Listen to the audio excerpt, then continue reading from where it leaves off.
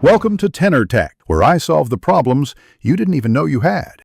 You start by opening the calculator app now. Don't pause. Tap from the home screen or swipe to Control Center and launch it. Once open, you'll see number keys and basic operators.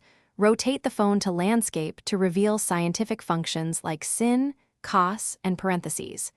Make sure haptic feedback is enabled in settings if you prefer tactile confirmation. These are the first actionable steps that get you calculating immediately and set up the phone to use advanced modes without extra navigation.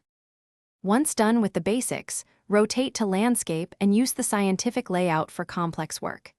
You can tap functions like sin, cos, tan, ln, and xy, then enter parentheses to control order of operations. Press equals when ready. Make sure to long press number or result fields to copy values you can paste into other apps. If you need constants, use memory or the M+ and M keys to store intermediate results. This avoids retyping and keeps multi-step calculations accurate and traceable. To finish, clear the current entry with AC and empty memory with MC if you're done. Then double-check your final result against stored values.